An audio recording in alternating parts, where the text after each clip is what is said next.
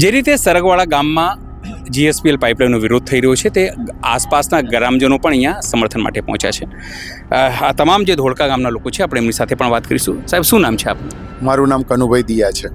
કનુભાઈ, શું કહેશો જે રીતે અહીંયા પાઇપલાઇન નીકળી રહી છે? તમે લાગે શરૂઆતથી આંદોલન સાથે જોડાયેલા છો. સરકાર કેમ આ લોકોની વાત નથી સાંભળી રહી, અથવા તો જે વૈકલ્પિક વ્યવસ્થાઓ તમે વાત કરી હતી કે આવી રીતે થવી જોઈએ, કેમ નથી કરી રહી?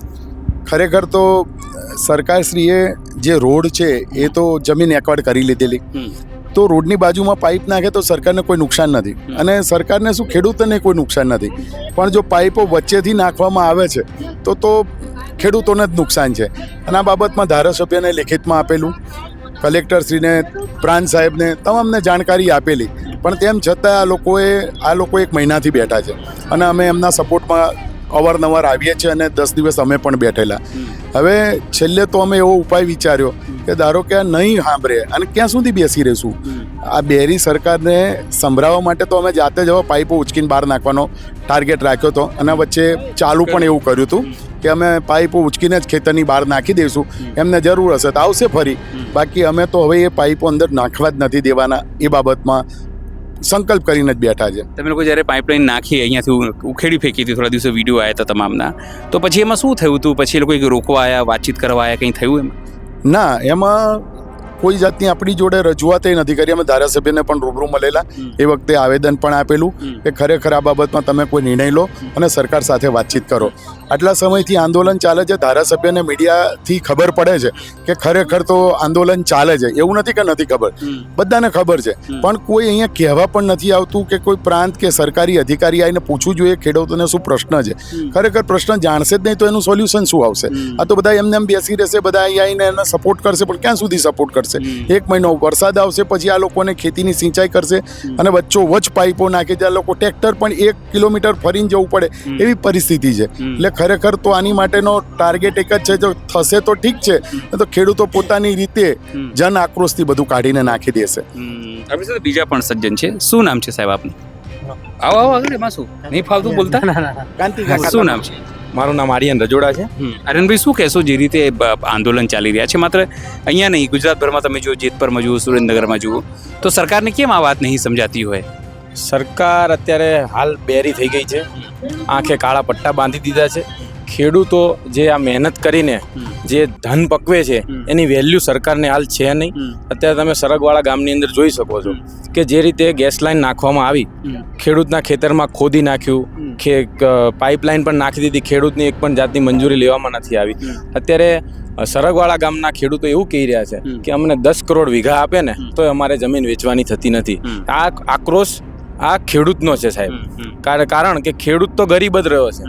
જે પૈસાવાળા હતા એ વધારે પૈસાવાળા થઈ ગયા, જે ખેડૂત ગરીબ હતો એ ગરીબને ગરીબ જ રહ્યો. પણ હાલ આ અમે મહિનાથી આંદોલન ચાલી રહ્યું છે. વિરજાતભાઈ સોલંકી પણ આવી ગયા, 10 દિવસ એમને બેસીને પણ ગયા, પણ આ સરકારે હાલ કોઈ જ જાતની વાર્તાલાપ કરવા માટે પણ કોઈ માણસ આવતા નથી. મામલતદાર, પ્રાંત આજ સુધી સરગવાળા ગામની અંદર દેખાયા જ નથી. એટલે અમારી તો આપના માધ્યમથી એટલી અમારી વિનંતી છે સરકાર સુધી પહોંચવી જોઈએ કે આ સરગવાળા ગામના જે ખેડૂતો જે આંદોલન પર બેસે, અમે પણ એમની સાથે સહયોગમાં છીએ, તો સરકારે સાંભળે અને આ ગેસ લાઈન નાખવાની છે એ બંધ રાખે. કારણ કે જો બંધ નહીં રાખે તો ખેડૂતો જાતે પોતાના ટ્રેક્ટરો લઈ તમામ ગેસ લાઈન બહાર કાઢી નાખવાના છે. શું નામ છે આપનું? મારું નામ કાંતિભાઈ નકુમ છે, ધોળકા. કાંતિભાઈ, બધા એવું કહે છે પાઇપલાઇન કાઢી મૂકીશું, આ કરીશું, પેલું કરીશું, છતાં પણ જ્યારે પણ વોટ આપવાનું થાય ત્યારે લોકો ભારતીય જનતા પાર્ટીને જીતાડે છે. અને આપણે અત્યારે જોયું છે, તો કેમ એવું થતું હશે? એ લોકો નારાજ પણ છે અને વોટ પણ ભારતીય જનતા પાર્ટીને આપે છે. પછી આમાં જોવા જાવ ને તો અત્યારે આ જે ભાલ પ્રદેશ છે ને એ અતિ પછાત વિસ્તાર છે, અને આ લોકો જ્યારે ત્યારે આ જ રીતે હેરાન કરતા હોય છે ખેડૂતોને. નથી આજ સુધી ભાલમાં સિંચાઈનું પાણી પણ નથી મળ્યું. અહીંના કૃષિ મંત્રી હતા ભૂપેન્દ્રસિંહ ચુડાસમા, છતાં પણ આજ સુધી અહીંયા પાણીનો પ્રોબ્લેમ છે, પાણી નથી મળ્યું. લોથલ અહીંયા ડેવલપ કરવા માટે ખેડૂતોની હજારો વીઘા જમીન આજે હાલની તારીખમાં જતી રહી છે. હાલની તારીખમાં ખેડૂતો નીલ થવા લાગ્યા છે. પૈસા આપી અને જમીનો સસ્તા ભાવે લઈ લેવા માંડી છે. બીજા નંબરમાં લાઈનો. આજે તમે બીજી જગ્યાએ જો, ઘણી જગ્યાએ જ્યાં લાઈનો નીકળી છે ત્યાં રોડની સાઈડમાંથી એને લેવામાં આવી છે. તો હાલ પ્રદેશની અંદર કેમ તમે ખેતરોમાંથી લો છો? કેમ અહીંના ખેડૂતો પછાત છે એટલા માટે? કોઈ પણ સંજોગોમાં આ લાઈન નાખવા દેવામાં નહીં આવે. જે થશે કાલ સવારે અમારું મરણ થશે ને તો અમે એ સ્વીકારવા તૈયાર છીએ. બાકી આ લાઈન અમે અંદર ખેતરમાંથી નહીં નાખવા દઈએ, નહીં નાખવા દઈએ, નહીં જ નાખવા. પણ આ બધા તો એવું કહે છે મોદી સાહેબ કે હવે વિકાસનું કામ છે, વિકાસ ગેસ જશે તો વિકાસ થશે ને આવું બધું થશે. કંઈ વાંધો નહીં, વિકાસ કરવો હોય તો રોડ આટલા બધા છે, રોડની સાઈડમાંથી બધા લાઈનો નીકળે છે તો ત્યાંથી લઈ જાય, અમને કંઈ વાંધો નથી. લાઈનનો અમને કોઈ વાંધો નથી, વિરોધ નથી. વિકાસ માટે અમને કોઈ વિરોધ નથી. ફક્ત ને ફક્ત અમારા જે જમીનની અંદરથી જે લાઈનો નીકળે છે ને એના માટે અમારો વિરોધ છે. 10 કરોડ રૂપિયા આપશે ને પણ છતાંય અમે અમારા ખેતરમાંથી લાઈનો નાખવા દેવાના નથી. વિકાસ કરવો હોય તો વિકાસ કરો, વિકાસ સાથે અમને કોઈ વાંધો નથી. પણ ફક્ત ને ફક્ત ખેડૂતોને ટાર્ગેટ કરીને વિકાસ ના કરશો, રોડની સાઈડમાંથી ગમે ત્યાં લઈ જાઓ, અમને એની સાથે કોઈ નિસ્બત નથી. આ તો તમે તો આવું કહો છો કે વિશ્વગુરુ બનતા અટકાવી રહ્યા છો તમે તો. આમાં વિશ્વગુરુ બનવાનો કોઈ ચાન્સ જ નથી. અને મોદી સાહેબ કહી રહ્યા વિશ્વગુરુ બનાવવામાં લાગ્યું છે ને તમે લોકો વિશ્વગુરુ તમે ખેડૂતોને તો પછાત થતા જાય છે. હાલની તારીખમાં ખેતીની જમીન નથી રહી તો તમે કેવી રીતે વિશ્વગુરુ બનશો? જેને તમારે વિકાસ કરવાનો છે એનો તો વિકાસ થતો નથી. ખેડૂતો આજે પેટે પાટા બાંધી અને આટલી જમીન બચાવેલી છે, બાપ દાદાની જમીન છે, તો એને તમે લઈ લેવા માંગો છો. આજે તમે જુઓ, ખેડૂતને કોઈ પણ ખેતીનો નોંધ પાડવાની હોય તો એને 45 દિવસ, 50 દિવસ, 60 દિવસ કે 3 મહિને કે 4 મહિને પાડે છે. આજે આ કંપનીવાળાએ હજી કોઈને પૈસો તો ચૂકવ્યો નથી, 1 રૂપિયો ચૂકવ્યો લીધો જ નથી, છતાં કોઈને વિશ્વાસમાં લીધા નથી, છતાં એ લોકોની 15 દિવસમાં તો એન્ટ્રી પડી જ ગઈ. કેવી રીતે? આ અધિકારીઓની મિલી ભગતથી આ બધું થાય છે. બાકી ખેડૂતોને તો સરકાર ફાસ્ટ કામ કરે છે તોય તમને તકલીફ, સરકાર ધીમે કામ કરે તોય તકલીફ. તમે ફાસ્ટ કામની વાત કરતા હોય તો ખેડૂતનું કેમ નકલમાં એને કેમ તમે એને વારસાઈ કરવી છે તો તમે 6 મહિના સુધી તેની નોંધ પડતી નથી તો કેમ ખેડૂત માણસ નથી? તમારી કંપની માટે તમે ખેડૂતને તમે ટાર્ગેટ બનાવો છો, બરાબર? આ 5 તમારા કંપનીઓ વાળા માટે તમે ખેડૂતોને ટાર્ગેટ બનાવી રહ્યા છો. આ બંધ કરો. વિકાસ કરવો હોય તો વિકાસ કરો, બાકી ખેડૂતોને ટાર્ગેટ બનાવી અને વિકાસ નહીં થાય. તમારે લાઈનો લઈ જવી હોય તો રોડે લઈ જાઓ. અને એક પુરાવો નહીં, તમને 10 પુરાવા આપીએ ક્યાં રોડેથી લાઈનો લઈ ગયેલા છે તો કેમ અમારા ભાલ વિસ્તારમાં તમારા ખેતર હું હરી લઈ જવું છે? કોઈ સંજોગોમાં અમે લાઈન નીકળવા દેવાના નથી. ચાહે અમારું શહીદ થવાનું આવશે ને તો અમે શહીદ થઈ જઈશું લાઈન માટે. બાકી અમે લાઈન ખેતરમાંથી નહીં નીકળવા દઈએ. એક બીજું એક મહત્વપૂર્ણ બાબત છે કે અત્યારે અલગ કલાકારો છે ને એ અલગ સરકારના કાર્યક્રમો સમર્થન આપે છે. માયાભાઈ આહિર હોય પણ આવા આંદોલનમાં એ લોકો આવતા નથી. કેમ નથી આવતા? એ લોકો બધા સરકારના શું છે એ તો તમને ખબર જ છે. મને નહીં ખબર. બરાબર? એ લોકો બધા એના દલાલો છે. હું તો દલાલો કહું છું, બરાબર? જ્યારે પણ આજ પણ એક પણ કલાકાર ખેડૂતોનો પ્રશ્ન આવો ત્યારે ક્યાંય ઉઠાવતા નથી. કેમ કે એમની પાસે કંઈ મળવાનું નથી. આ લોકો છે ને ચાપલુસી કરવામાં જ છે ખેડૂતોના પ્રશ્નો માટે. કોઈ પણ તમે નેતા કે ભાઈ અભિનેતા કે કોઈ બાપુ કે કોઈ આવતું હોય તો બતાવો, કોઈ કથાકાર આવતું હોય તો બતાવો. કેમ? એમને રસ નથી. એમને તો જમીન લેવી છે તો ગમે ત્યાંથી એમને તો સરકાર આપી જ દેવાની છે. રૂપિયાના ટોકન ભાવે એમને જમીન આપી દેવાની. એટલે એમને તો સરકાર વિરોધ એ બોલવાના જ નથી. જે બોલવાના છે ને એ લોકો પબ્લિકના વિરુદ્ધમાં જ બોલવાના છે. એટલે એમને છે ને એમના ખેડૂતના હિતમાં એમાં રસ નથી. બસ એમને તો સરકારની વાહી કરવામાં જ રસ છે. પછી તો આવા કલાકારોનું શું કરવું જોઈએ? પછી આવા કલાકારોનો સાહેબ ખરેખર બહિષ્કાર કરવો જોઈએ. જાહેરમાં કોઈ સ્થળોએ આ લોકોને બોલાવવા ન જોઈએ. તમારા ડાયરામાં કાલે એ સુરતમાં અઠવાડિયા પહેલાં બોલ્યા કે તમે રાશન ખાવ છો તો રાશન તો ખાય છે સાહેબ. તમે એક 10 રૂપિયાની વસ્તુ ખરીદો ને તોય તમે ઇન્કમ ટેક્સ ભરો છો. તમે કોઈની સામે કેવી રીતે આવી રીતે આક્ષેપ કરી શકો કે ભાઈ તમે ઇન્કમ ટેક્સ નથી ભરતા, તમે તો અનાજ રાશન ઉપર જીવો છો? તો રાશન એ સરકાર કંઈ મફતમાં નથી આપતી. બધાના ટેક્સના પૈસાનું આ બધી વસ્તુ આવે છે. એમનામ તો કોઈ વસ્તુ આવતી નથી. ખરેખર એમને આ બોલતા 7 વખત વિચાર કરવો જોઈએ અને ખરેખર એમના ડાયરાઓ અને એનો ખરેખર બહિષ્કાર જ કરવો જોઈએ. શું નામ છે સાહેબ આપનું? મારું નામ ડાભી ઉપેન્દ્રસિંહ ભગવાન. આપ બી ધોળકાથી આવ્યા છો? હા, ધોળકા છે. શું કહેશો? જે રીતે વાત કરી અલગ કલાકારો છે એ એકબીજાના સમર્થન કરતા હોય છે પણ જ્યારે ખેડૂતોની વાત આવે ને ત્યારે આવતા નથી એ લોકો. ખેડૂતોની વારે તો અત્યારે હાલ પોઝિશન જેતપુર લઈ લો, સરગવાળા લઈ લો, મોરબી લઈ લો તો અત્યારે ખેડૂત જગતના તાતની પરિસ્થિતિ એવી છે કે પોતે સક્ષમ થઈને લડે તો જ આ વસ્તુનું નિરાકરણ આવશે. બાકી સરકાર એ લોકોના આની અંદર સપોર્ટ કરવામાં કોઈ અમને દેખાતું નથી. તો પછી યુવાનો શું કરશે પછી? યુવાનો અમે બધા સાથે જ છીએ. જ્યાં લગી આ વાતનું નિરાકરણ નહીં આવે ત્યાં સુધી આ કામ કરવા દેવામાં આવશે નહીં. શું નામ છે આપનું? મારું નામ પવનસંગ ગોયલ છે. શું કહેશો પવનભાઈ, જે રીતે અહીંયા આવ્યા છો સમર્થન? માં ગેસની લાઈન તમે જુઓ તો સીધી ખેતર દ્વારા ખેતરની અંદર જ નાખવામાં આવે છે. તો જે બીજી જગ્યાએ ચરોતરમાંથી આવે છે વડોદરામાંથી, તે તમે જુઓ ને તો અત્યારે અમારે ખેડાથી ધોળકા ચાલુ થઈ ઓનલાઈન, તો એ હાઈવેની નજીક બાજુમાં જ નાખી છે. તો અહીંયા જ કેમ તમે ખેતરની અંદર? બરોબર. તો જે જગ્યાએ આપણે અત્યારે અમારો એક જ ધ્યેય છે કે ભાઈ રોડની ધારો ધાર તમે લઈ જાઓ કોઈ પણ જગ્યાએ, 6 લાઈન છે અથવા એપ્રોચ રોડ છે કે અહીંયાથી લોથલથી છે. તો આમ આ 1 મહિનાથી લગાતાર તમે ચલો અમારા કોઈ કામ ધંધો જ ના હોય બીજો, પણ તોય આ સરકાર ના છૂટકે આ બધું કરાવે. અને આ એક પ્રશ્ન નથી, અત્યારે અમારી સાઈડ ચલો બેગવા ચોકડીથી ઇન્કોર મોટા થાંભલા પણ આવે છે 65, 66 કેવીના, તો ત્યાં પણ આ સ્થિતિ છે. એટલે આને દરેક જગ્યાએ છે ઓલ ગુજરાતમાં. પણ તો વિકાસ થઈ રહ્યો છે ને આમાં? વિકાસીનો સાહેબ નુકસાન તો તમે સામે જુઓ. આમાં આની કરોડોનો ભાવ હોય બરોબર વીઘાનો, તો આમાં જે આવવાની છે વસ્તુ, તો ગેસ લાઈન નાખી તો અહીં એનું પછી એ ડાઉન થઈ જવાનું માર્કેટ. હાવ આ લોકો કહે છે ને વળતર આપીશું તો વળતર એ પ્રમાણે તો આવતું છે નહીં. બોલે છે પણ બોલ્યા પછી કંઈ કરતા નથી સરકાર. શું કહો છો? વળતર હજી ચૂકવણી નથી કરી. એ પહેલા તો ખેતરમાં ખાડા પાડીને આ લોકોએ લાઈન ચાલુ કરી નાખી. તો આ બધી વસ્તુ પહેલા કરવી જોઈએ ને. ખેડૂતો જોડે બેસીને વાતચીત કરવી જોઈએ. ગામના કોઈ 5 આગેવાન હોય, હજી સુધી અહીંના લોકલ વિધાનસભાના ધારાસભ્ય જે બી હોય બરોબર, કિરીટસિંહ ડાભી, તો અહીંના આગેવાનોને ખેડૂતને કે કોઈ ગામના આગેવાનો કોઈ ભાજપવાળા કોઈ આ ખેડૂતને પૂછવા માટે આવ્યા છે ખરા કે ભાઈ તમારો શું પ્રોબ્લેમ છે, શું પ્રશ્ન છે? તો એમની ફરજમાં નથી આવતું. વિધાનસભાની અંદર બેસાડવાળા આજુબાજુના 58 વિધાનસભાના તમામ ગ્રામજનોનો સહકાર છે, તો શું એ લોકોની ફરજમાં નથી આવતું પૂછવાનું કે આવવાનું કે તમારે શું તકલીફ છે, કેમ તમે આ વસ્તુ છેલ્લા 1 મહિનાથી કરી રહ્યા છો? આ લોકો સંવાદિતા બી નહીં સ્થાપિત કરતા. હજી સુધી કોઈ નથી આવ્યું. તો એ આવું ના જોઈએ એમ. શું નામ છે આપનું? દિનેશ પટેલ. દિનેશભાઈ, શું કહેશો? તમારા તો ધોળકામાં બી થાંભલાના બધા સવાલો છે ને અહીંયા બી મુશ્કેલી છે, સમર્થનમાં આવ્યા છો, પણ હવે થશે શું? આવી રીતે આંદોલન થશે કે બીજું કંઈ કરવાના છો?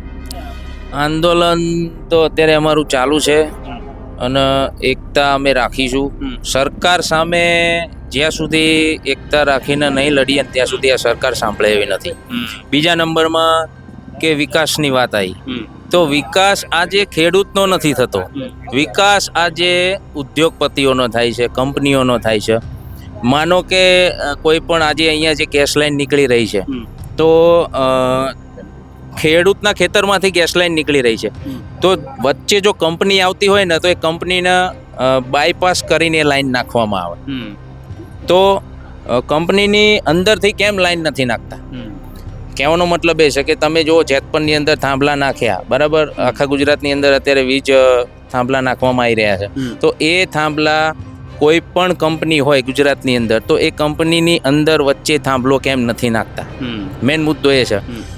ગરીબ અને જે દેશને ચલાવી રહ્યા ખેડૂત, જે જગતના તાજ છે, એના થકી આજે આપણે બધા પેટ ભરી રહ્યા છીએ, એના થકી આપણે આજે જીવન જીવી રહ્યા છીએ. તો એ ખેડૂત અને ગરીબોના ખેતરની અંદરથી જ કેમ થાંભલાઓ, લાઈનો, જે કંઈ પણ હોય સરકારી પ્રોજેક્ટ હોય તો વિકાસના નામે નાખવામાં આવી રહ્યું છે. એટલે વિકાસની વાત કરે કે દેશ વિકસિત થશે, વિશ્વગુરુ બનશે, એવું બધું કહેવામાં આવે છે. એ વિશ્વગુરુ એમના બનવાના છે. દેશનો વિકાસ એ જે થવાનો છે ઉદ્યોગોનો થવાનો છે. તમે જોઈ રહ્યા છો આજે સોશિયલ મીડિયામાં હરેક જગ્યાએ મેન જે આજે મીડિયા કર્મીઓ છે, હું તો એને રિક્વેસ્ટ કરું છું કે તમે જનતાની જે તકલીફ છે ને બતાવો. કારણ કે જે હાઈ લેવલના મીડિયાવાળા છે એ વેચાઈ ગયેલા છે. કેમ તમને એવું લાગે છે? હા, સરકાર, તમે આજ સુધી જો આંદોલન આપણે ચાલે છે 1 મહિનાથી ચાલે છે, કેમ TV9માં ના આવ્યું? બરાબર, કેમ G24 કલાકમાં ના આવ્યું? આજે જે આ મીડિયાની અંદર બતાવવામાં આવે છે એ આપણે સોશિયલ મીડિયા થકી, યુટ્યુબ ચેનલો થકી બતાવવામાં આવે છે. કેમ જે ઇન્ટરનેશનલ મીડિયા છે, જે ગુજરાતની અંદર હાઈ લેવલમાં ટોપ લેવલના મીડિયા છે, એ કેમ નથી અહીંયા આવતા? કેમ નથી બતાવતા?